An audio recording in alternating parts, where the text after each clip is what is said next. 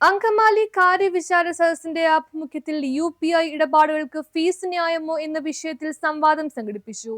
അങ്കമാലി കാര്യവിചാര സദസ്സിന്റെ ആഭിമുഖ്യത്തിൽ UPI ഇടപാടുകൾക്ക് fees ന്യായമോ എന്ന വിഷയത്തിൽ സംവാദം സംഘടിപ്പിച്ചു. സ്റ്റേറ്റ് ബാങ്ക് ഓഫ് ഇന്ത്യ മുൻ DGM പീറ്റർ സെബാസ്റ്റ്യൻ ഉദ്ഘാടനം ചെയ്തു.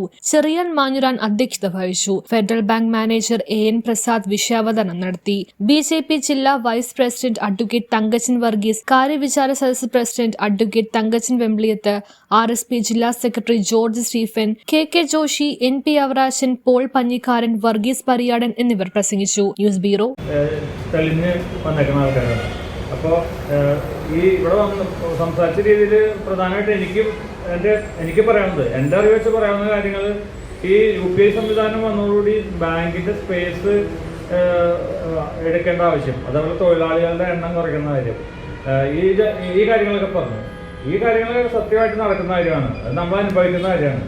പണ്ടുണ്ടായിരുന്ന പെർമനന്റ് സ്റ്റാഫുകളുടെ എണ്ണത്തിൻ്റെ പകുതി താഴെയാണ് ഇപ്പോൾ ബാങ്കുകളിൽ ജോലി ചെയ്യുന്ന പെർമനന്റ് സ്റ്റാഫുകളുടെ എണ്ണം. ഇതിൻ്റെ ഒപ്പം കോൺട്രാക്ട് തൊഴിലാളികൾ വരുന്നുണ്ട്. പക്ഷേ കോൺട്രാക്ട് തൊഴിലാളികൾക്ക് വേതനവും അവരുടെ അവസ്ഥയും വളരെ പരിതാപകരമാണ്. ഇപ്പോൾ ഒരു കമ്പാരിസൺ എടുത്താൽ തന്നെ ഒരു പെർമനന്റ് എംപ്ലോയിക്ക് കിട്ടുന്നതിൻ്റെ ഒരു 30%, 40% ഒക്കെ ശമ്പളത്തിനാണ് ഈ കോൺട്രാക്ട് തൊഴിലാളികൾ വർക്ക് ചെയ്യുന്നത്. അപ്പം നമ്മളങ്ങനെ ഒരു രാഷ്ട്രീയ വിശകലനം നടത്തി കഴിഞ്ഞാൽ ഇതിന് പല കാര്യങ്ങൾ ഇതിനകത്തേക്ക് സംസാരിക്കാനുണ്ട്. ഞാനൊരു ബാങ്കിൽ നിന്ന് വന്ന ഒരു ബാങ്ക് എംപ്ലോയി എന്ന നിലയ്ക്ക് ഇതിനെ കാണുമ്പോൾ അതൊരു വളരെ കംഫർട്ടബിളായിട്ട്, ബാങ്ക് എംപ്ലോയിക്ക് കംഫർട്ടബിൾ ആയിട്ടുള്ള ഒരു സംവിധാനമാണ് ഇത് തന്നേക്കുന്നത്. പക്ഷേ പിന്നെ മറ്റൊരു കാര്യം പറഞ്ഞത്, UPI കൊണ്ടുവരുന്നതോടുകൂടെ ഈ എല്ലാ ട്രാൻസാക്ഷനുകളും ബാങ്കിലൂടെ ആവുന്നതോടുകൂടി ഈ ബ്ലാക്ക് മണീനെ തടയാൻ പറ്റുമോ എന്നുള്ളത് നോക്കി കഴിഞ്ഞാൽ തടയാൻ പറ്റിയിട്ടില്ല എന്നുള്ളതാണ് അതിൻ്റെ കണക്കുകൾ കാണിക്കുന്നത്. നമ്മളത് 2016 തൊട്ട് 2026 വരെയുള്ള ഇന്ത്യയിൽ ബ്ലാക്ക് മണി പിടിച്ചതിൻ്റെ കണക്ക് ഇപ്പോൾ നമുക്ക് ChatGPT ഇപ്പോൾ ഗൂഗിളിൽ എടുത്ത് നോക്കി കഴിഞ്ഞാൽ ഇപ്പോൾ കിട്ടും. അങ്ങനത്തെ ഒരു കാര്യത്തിൽ ഇത് സക്സസ്ഫുൾ ആണെന്ന് തോന്നുന്നില്ല. പിന്നെ ഈ പറഞ്ഞ കാര്യം, വേറൊരു കാര്യം എനിക്ക് ഇവിടെ ഞാൻ നോട്ട് ചെയ്ത് വെച്ചിരിക്കുന്നത്, ഇതിനകത്ത് അമേരിക്കൻ ഒരു താല്പര്യം, ട്രംപിനുള്ള താല്പര്യം എന്നുള്ളതാണ്. അഫ്കോഴ്സ് നമ്മൾ അമേരിക്കനെ അവരൊരു ഈ പറഞ്ഞ ഒരു ക്യാപിറ്റലിസ്റ്റ് കൺട്രിയാണ്. ഒരു ലാഭത്തിന് വേണ്ടി മാത്രം നിൽക്കുകയാണ്. പ്രത്യേകിച്ച് ഇപ്പോഴത്തെ പ്രസിഡന്റ് അതിതീവ്ര ലാഭത്തിൻ്റെ കക്ഷിയാണ്. അപ്പോൾ അദ്ദേഹത്തിന് ഇത് അതിനകത്തുണ്ടാവും. പിന്നെ പുള്ളിയുടെ ഒരു ആറ്റിറ്റ്യൂഡ് അങ്ങനെയാണ്. നമ്മൾ കണ്ടാണ്, വേൾഡ് കപ്പിൽ കണ്ടു, മറ്റു രാജ്യങ്ങളോട് പുള്ളിയുടെ ഇടപെടലുകൾ കണ്ടു. അതുകൊണ്ട് ഈ പറഞ്ഞ കാര്യങ്ങൾ അതിനകത്ത് നമുക്ക് ഒരിക്കലും ഇല്ല എന്ന് നമുക്ക് പറയാൻ പറ്റില്ല. ഉണ്ട് എന്നുള്ള തെളിവുകൾ നമ്മൾ ശേഖരിക്കണം എന്നുള്ളതാണ് എനിക്ക് മനസ്സിലാവുന്നത്. പിന്നെ സാർ ഇതിനകത്ത് അവസാനം പറഞ്ഞ പോലെ ഇതൊരു ബാങ്കിങ് ഈസ് എ സർവീസ് എന്നുള്ള രീതിയിൽ നിന്നൊക്കെ ബാങ്ക് സംവിധാനം, ഇന്ത്യൻ ബാങ്കിങ് സംവിധാനം വളരെ അകന്നു കഴിഞ്ഞിരിക്കുകയാണ്. ഇത് ബാങ്ക് ഇപ്പോൾ അങ്ങനെ സർവീസ് എന്ന് പറയാൻ സുഹൃത്തുക്കളെ, ശ്രീ തങ്കച്ചൻ വർഗീസും അതുപോലെ ഉദ്ഘാടകൻ ശ്രീ പീറ്റർ സെബാസ്റ്റ്യനും വിഷയാവതാരകൻ ശ്രീ CN പ്രസാദുമൊക്കെ ഏതാണ്ട് ഒരേ ലൈനിൽ തന്നെയാണ് സംസാരിക്കുന്നത്.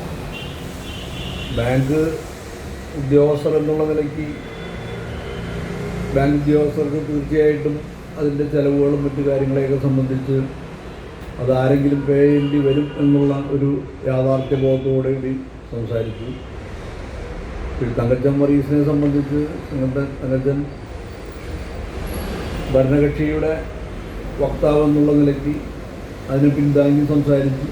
മറിച്ച് ഒഴിവാക്കിയാൽ അതിൻ്റെ ഒരു വക്താവ് എന്നുള്ള നിലയ്ക്ക് പൊതുജനങ്ങൾക്ക് കിട്ടുന്ന ഗുണത്തിൻ്റെ ഭാഗമാകുന്നു തങ്കച്ചൻ എന്നുള്ളത് കൊണ്ടും അതിനെയും സ്വാഗതം ചെയ്തു. കാരണം ഈ വിഷയങ്ങളൊക്കെ പൊതുവിൽ കേരളത്തിലും ഇന്ത്യയിലും രാഷ്ട്രീയമായി തന്നെയാണ് ഒക്കെ കാണുന്നത്.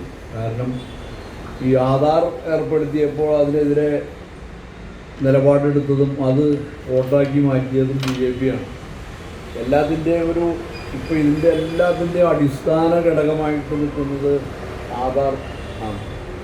ഈ ആധാർ അന്ന് അത് ഇംപ്ലിമെൻ്റ് ചെയ്യാൻ വേണ്ടി നിയോഗിച്ച ചീഫ് എക്സിക്യൂട്ടീവിനെ ബാംഗ്ലൂർ കോൺഗ്രസ് ടിക്കറ്റിൽ മത്സരിച്ചിട്ട് അദ്ദേഹം ദയനീയമായി തോറ്റുപോയി. അദ്ദേഹത്തെ ഇപ്പോൾ BJP മറ്റേ നീറ്റിൻ്റെ അല്ലേ അതിൻ്റെ ഒരു അംഗമാക്കി വെച്ചിട്ടുണ്ട്. പുള്ളിയുടെ ഒരു ലൈൻ, ആ ഒരു ബ്യൂറോക്രാറ്റ് എന്നുള്ള നിലയ്ക്ക് ആ ഒരു ലൈൻ സ്വീകരിച്ചുകൊണ്ടാണ് അത് വരുന്നത്. പുതിയ പരിഷ്കാരങ്ങളെ രാഷ്ട്രീയത്തിൻ്റെ അഴുത്തുകാലിലൂടെ പോകുന്നുവെന്ന് തങ്കച്ചൻ പറഞ്ഞത് ശരിയാണ്. കാരണം അത് BJP തന്നെയാണ് അത് തുടങ്ങിയത്. അപ്പോൾ അതുകൊണ്ട് BJPക്ക് ആ കാര്യത്തിലൊരു മെറിറ്റോ അല്ലെങ്കിൽ ഒരു എക്സെപ്ഷനോ ഒന്നും ഇല്ല. കാരണം അവരാണ് രാഷ്ട്രീയമായി ഇതിനെല്ലാം മുതലെടുത്ത് ഈ കാലഘട്ടത്തിൽ തുടങ്ങിയത് എന്നുള്ളത് ഒരു വസ്തുത മാത്രമാണ്. ഇതിനൊരു മറുവശമുണ്ട്. മറുവശം എന്ന് പറഞ്ഞു കഴിഞ്ഞാൽ ഇതെല്ലാം യാന്ത്രികമാകുന്നത് കൊണ്ട് സർക്കാരിനോ അല്ലെങ്കിൽ ബാങ്ക് അങ്കമാലി ആരോഗ്യത്തിനൊപ്പം സൗന്ദര്യവും. സമഗ്രമായ ആരോഗ്യത്തിന്റെയും സൗന്ദര്യത്തിന്റെയും പുതിയ തുടക്കത്തിനായി മട്ടാഞ്ചേരിയിൽ സ്ഥിതി ചെയ്യുന്ന ആയുർസ്പർശ് ആയുർവേദ ഹോസ്പിറ്റൽ നിങ്ങളേവരെയും സ്വാഗതം ചെയ്യുന്നു.